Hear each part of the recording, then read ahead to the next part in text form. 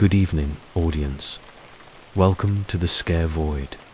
Here, forgotten stories find echoes, whispered packs resurface ... And the silence, at last, speaks. I am Mr. Void.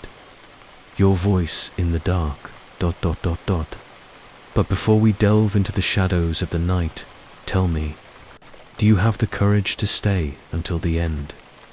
Most who listen ... do not return, perhaps through carelessness, or perhaps because they could never sleep the same way again. If you think you can handle it ... click subscribe now. You know that type of place that's too pretty to be so cheap. Yeah, we should have been suspicious. My name is Victor. I'm 27 years old. And what happened to me, to my parents? It was in January of last year, in a small town in the interior of Minas Gerais, called Snow Narciso do Vale. We went there a few days before my brother's wedding. There was a lot to help with, and the house we rented through the app seemed perfect. 2 suites, a small balcony with a mountain view, and a large kitchen. Exactly what we needed. We arrived at night, tired from the road. We showered, had dinner, and everyone went to their room. Nothing strange. For now, the next day, my parents left early to sort out the preparations. I was sick of helping with the decorations, so my mum let me off the hook. I went back to the house alone. It was around 5 in the afternoon. It was hot, too hot. I decided to take a shower, lie down, and order something to eat. I got into the shower, and that's when I heard the first noise. It sounded like a cart being dragged, but the sound was heavy, like old wheels, wheelchair wheels. I shouted, thinking my parents had come back, Mum, Dad, but no one answered. I got out of the shower, went downstairs with the towel still wet, and ... The house was empty, locked, just the way I left it. I kept thinking about that, but I stuck to the plan. Ordered food, lay down on the bed, turned on the TV, tried to relax. But before the delivery guy arrived, I heard it again. Wheels in the living room, right under the bedroom. This time, I decided to ignore it. The house was old, could be just the wood creaking. When the notification arrived on my cell phone, I ran to open the door. I saw the delivery guy already getting on his motorcycle. I shouted, "Hey, buddy, the delivery is here." He looked at me, confused, and replied, "Huh, but I already delivered it." It was to the old lady, the one in the wheelchair. At that moment, I froze. "What do you mean?" She came out slowly, opened the door, took the bag, and went back in. She was wearing a white dress, a bun in her hair, ... very quiet. Didn't even say anything. I couldn't answer. I just went inside, slowly, ... And the food was there, on the table. The house was empty. The door locked, and that sound, those wheels, started to echo again downstairs. Slowly, as if she was rolling around, waiting for something or someone. That night, I couldn't sleep. I stayed in the room with the TV on at a volume higher than it should have been, just to drown out any sound coming from downstairs. But the sounds came anyway, the wheels sliding across the living room floor, and then ... stopping, right under my bed. I was paralyzed, with my hand trembling on the TV remote, hoping someone would arrive soon. It was only when I heard the key in the door that I ran downstairs. My mum didn't even have time to take off her shoes. I went straight to telling her what was happening. She laughed at first, but stopped when she saw my face. "Victor ... You're white as a sheet. What is it?" "There's someone in this house." She became serious, tried to stay calm, said it was just my imagination. But I saw in her eyes that she began to get scared too. We stayed there, the three of us, that night. And that's when my mum saw it too. It was almost 3 in the morning. She went downstairs to get water. I heard her scream from the room and ran out. My dad came after me, and we found my mum standing in the kitchen, pale, with wide eyes. She pointed to the external corridor of the house, the one that gave access to the backyard. She passed there, she whispered, slowly. In the wheelchair, my dad ran outside. Nothing, gate locked, no sign of anyone in the backyard. My mum started crying. I saw her, Victor. I swear, she was there. The next morning, the decision was unanimous. We were leaving. But before leaving, my mum wanted to talk to the owner of the house. We hadn't even seen her yet. Everything had been resolved through the app. When she arrived, she was a young woman, 35 at most, very polite, worried, apologized 1,000 times, but when my mum told her what she saw, she wasn't surprised. She lowered her eyes and said something that chills me even now. "You saw, Grandma." We were silent. She explained that that house was her grandmother's, a reclusive woman, bitter, died there, in the chair. Alone, she inherited the house, but never had the courage to move there. She said that she never got along well with her grandmother, and that the previous guests, also left before the time. I wanted to believe it was just in my head, double quotes, she said. But now, I know she hasn't left. She asked us, almost begged us, not to leave a bad review on the app. It was her only source of income at the moment. We understood and left in silence. I never went back to that city, but sometimes I dream of the sound of the wheels, slowly, dragging through the hallway, and whenever I wake up, I think, did she follow me? Good night. And if one day you rent an old house in the countryside, pay attention to the downstairs. Maybe you're not as alone as you think. My name is Alex Turner, and I live in the state of Tennessee, in a small town called Gainesboro. It's small, surrounded by forests, with a few paved roads and almost no lighting outside the center. For a while, I worked as a rideshare driver. I started just to make some extra cash at the end of the month, but after that one early morning, I never accepted a ride after 10 at night again. It was a Friday, almost 3 in the morning. I was about to turn off the app when the last ride came through. Anonymous user, cash payment, pick up at a bus stop on Highway 56, destination, Willow Creek. If you don't know the area, Willow Creek is like a ghost town, a rural community that's beyond the curves of the hill. Almost nobody lives there since they closed the church and the lumber mill. But since the fare was good and I needed the money, I accepted. Arriving at the bus stop, she was already there. A woman in her early 30s, with a black turtleneck and sunglasses. At 3 in the morning, she got in the back seat and only said, "Willow Creek," at the end of the road. Blue house with white windows. Her voice was clean, precise, as if every word had been rehearsed. I asked if everything was okay, if it wasn't dangerous to walk around there so late. She only answered, "It's the only time I can go." We were silent for most of the way. The road was narrow, full of curves and forest on both sides.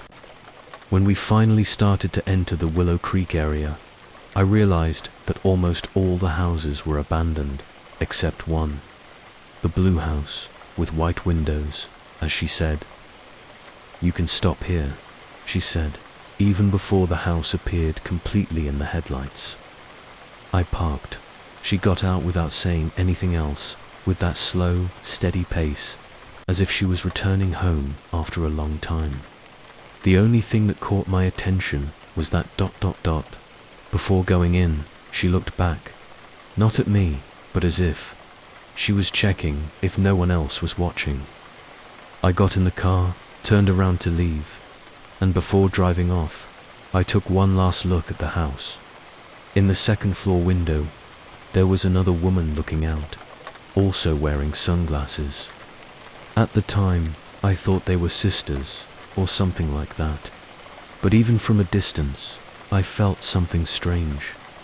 The window was closed, but the curtains were moving, as if something was breathing inside.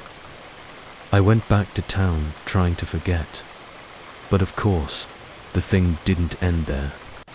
The next day, I told the story to Ben, a local mechanic, who also used to work as a driver. He widened his eyes immediately and told me, "Dude, there aren't any houses in Willow Creek anymore. Everything was demolished after the fire. All that's left is the foundation and weeds." "What do you mean, demolished?" "I dropped a woman off there yesterday. She went into a blue house." Ben. He was silent for a few seconds. Then he pulled out his cell phone, opened Google Maps, and showed me. The latest satellite update showed ... weeds. No house, no structure. I refused to believe it. I went back there during the day, and it was true. Where the blue house should have been, there was only tall grass, burnt foundations, and a broken fence. It was there that something inside me began to crumble. The following week, I received a message from an unknown number. She arrived safely. Thank you for bringing her, that's all. No name, no profile picture, no trace. I tried to trace the number with a friend who works in the police, but it didn't exist. It wasn't even listed as an activated chip. But you know what's worse? 2 nights later, I woke up with a start to a sound coming from my garage. I thought it was some animal, but when I looked out the window, the door of my car was open, and in the back seat, there was a pair of sunglasses. Since that day, I sold the car. I never went back to Willow Creek, and much less accepted anonymous rides. But sometimes, late at night, when I pass near Highway 56, I see someone standing at the bus stop, alone, wearing a black turtleneck, and looking at me as if she already knows what I did.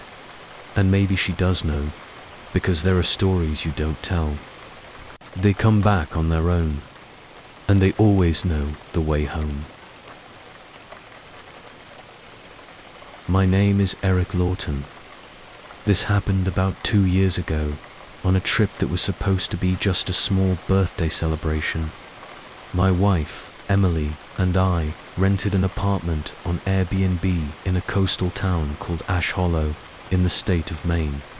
The place was simple, close to the beach, and the price was too good to ignore. The listing said that the host, a lady named Martha, couldn't greet us in person, but had left all the instructions in a message, and that, of course, didn't bother us. The arrival was smooth. The place was bigger than in the photos, with 2 floors and too quiet, almost as if it were in the middle of nowhere. That first night, we just wanted to rest. We had driven for hours, and the idea was to sleep and enjoy the next day on the beach. But, already in the early morning, I woke up to a strange sound, a repetitive creaking, as if someone was walking upstairs. I thought it was just my imagination. The structure of the house was old, so maybe the wood was just settling in the cold of the night. The next morning, everything was calm.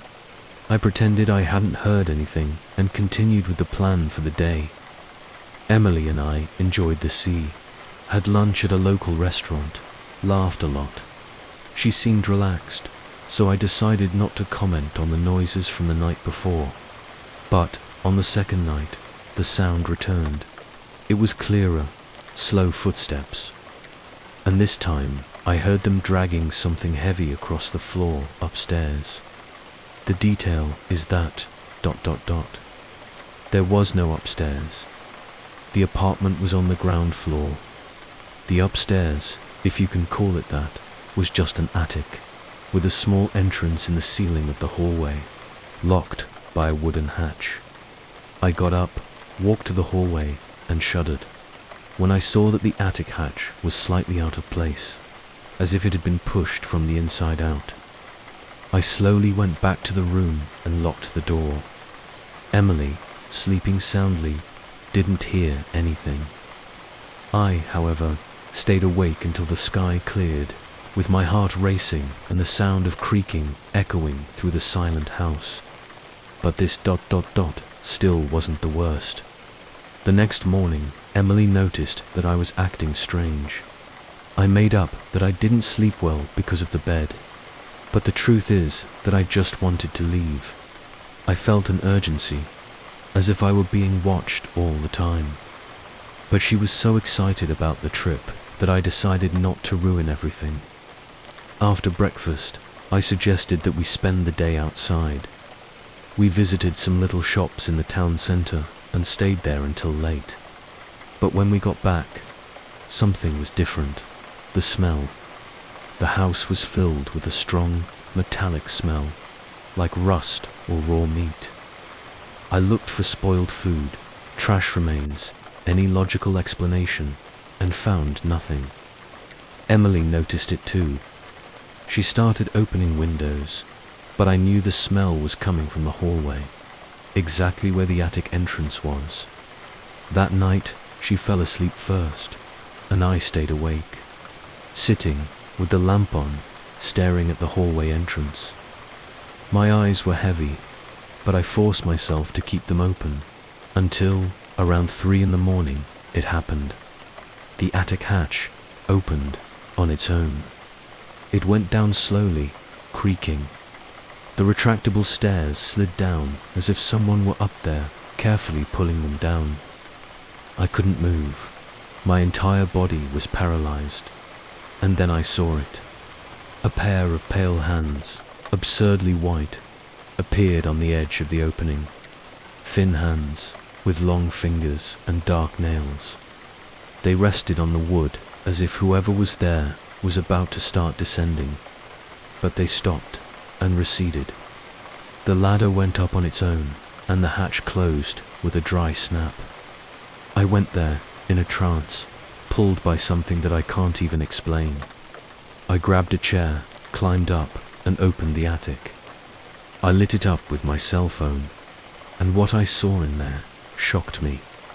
It was an old, stained mattress, some glass bottles, and a notebook.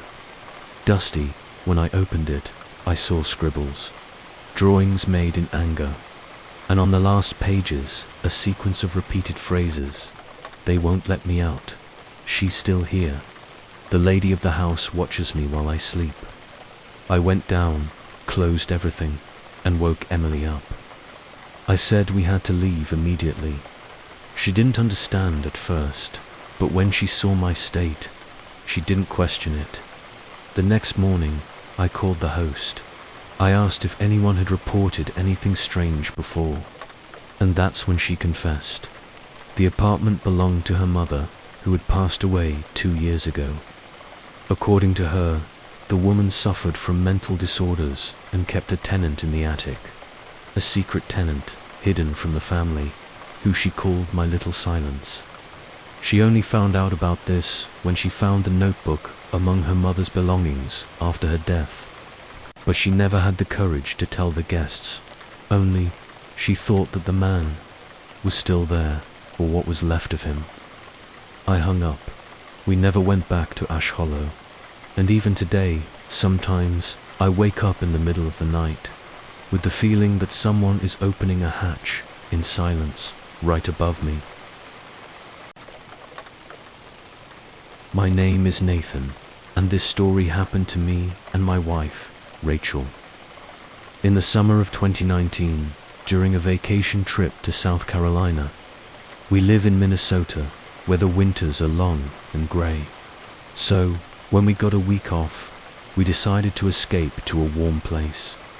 We rented a house on Airbnb in an area called Willow Bay, a secluded, quiet neighborhood surrounded by pine trees. The standout feature of the place was the pool in the back and the proximity to the beach. The host, a woman named Donna, was extremely friendly by message. She said she couldn't greet us in person, but that the key would be in a locked box on the porch. All good. We arrived on a Friday afternoon. The house was bigger than it looked in the photos. Simple but cozy. The pool was in the back, surrounded by a white fence and some reclining chairs. It was the perfect place to relax.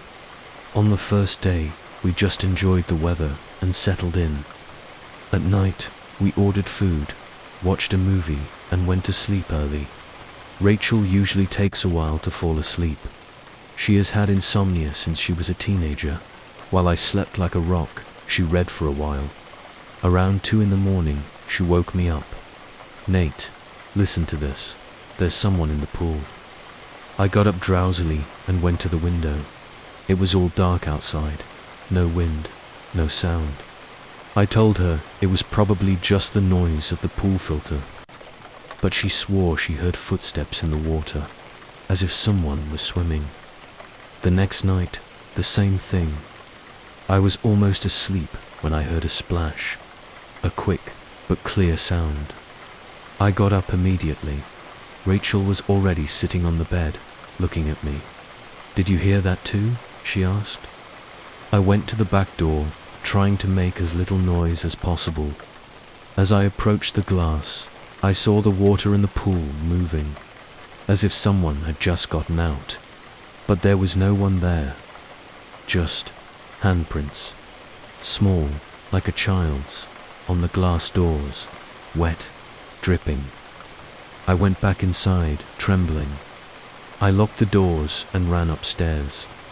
Rachel was waiting for me at the top of the stairs. I tried to explain what I saw, but even before I finished, she started to cry. "Nate, yesterday, I saw something in the water. I thought it was just my imagination, but now we stayed awake the rest of the night. We tried to rationalize, maybe some animal, maybe our imagination playing tricks." The next day, I sent a message to Donna, explaining what had happened. She took a while to respond. Only in the late afternoon, when we were already getting ready to go out, did she call us. "Look, I'm sorry, I should have warned you, but..." Her voice faltered. She took a deep breath before continuing. My daughter drowned in that pool 3 years ago. She was 5 years old. I went to the kitchen to prepare dinner, and when I came back, she wasn't breathing anymore. The silence was absolute on the other end of the line. "If you want to leave, I understand. I'll refund all the money. I just ask that you leave a candle lit in the backyard." She liked to sleep looking at the light. I hung up and looked at Rachel, who could only say, "The water doesn't forget." Rachel didn't want to leave the house immediately. There was something in her, a mixture of compassion and sadness, as if abandoning the place would be betraying that presence that, in some way, was asking for help. I don't know if it was courage or something deeper, maybe the maternal instinct she always had. But we decided to spend one more night. Before it got dark, we lit a candle in a small glass pot and left it on the windowsill that overlooked the pool. Rachel knelt for a moment in silence, as if saying a prayer. I just watched, trying to understand what exactly we were doing. That night, the atmosphere was different, denser, colder. The lights in the house seemed a little dimmer, as if they were being swallowed by the darkness outside. Rachel fell asleep early. I, on the other hand, stayed awake watching anything on TV with the sound almost muted. My eyes were burning with sleep, but I didn't want to close them, not there and then. Around 3 in the morning, I heard the noise again, water moving, but this time more clearly. Footsteps inside the pool, as if someone was walking slowly from one side to the other. I approached the window. The candle was still lit, and then I saw it, a small silhouette, almost translucent, standing outside the pool on the edge. It was a child, or the shadow of one. It was facing away, wearing a white dress and with wet hair, as if she had just gotten out of the water. She turned her head slowly in my direction and disappeared. She didn't run. She didn't hide. Simply ... vanished. The next morning, Donna appeared at the house. She wanted to talk to us. Personally, she was a dejected woman with sunken eyes and marks on her face from someone who hadn't slept well in years. Rachel and I were sitting on the front porch when she arrived. "I didn't want to scare you," she said, sitting down slowly. This house was all that was left of her. I tried to sell it, but no one wanted it. The brokers said the place had a bad vibe. She said she had heard similar reports from other guests. Sounds of water, wet footprints, and a childlike presence. Sometimes I hear her laughing, other times crying. I think she doesn't know she's gone, or maybe she just doesn't want to go. Rachel took her hand. The two of them were in tears. "What does she want?" my wife asked, with a weak voice. Donna took a deep breath. "Maybe just that we don't forget, that we still remember her." That night, we left the candle lit once again. And, before we left, Rachel wrote a note and placed it in a small glass pot in the backyard, next to the candle. It said only, "We remember you, and we are very sorry." We never went back to that house, and we avoided renting any place with a pool ever since. But, sometimes, when the silence of the early morning is too much, I still hear a slight splash, like an echo coming from a place that insists on remembering. Because the water, as Rachel said, never forgets.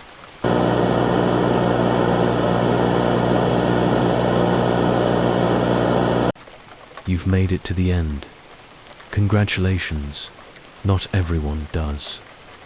If these stories gave you chills, made you glance at the dark corners of the room, share it with someone who needs to know the price of certain desires. Subscribe. The next account might be about someone like you. This is Mr. Void, and until our next journey through the shadows of the scare void.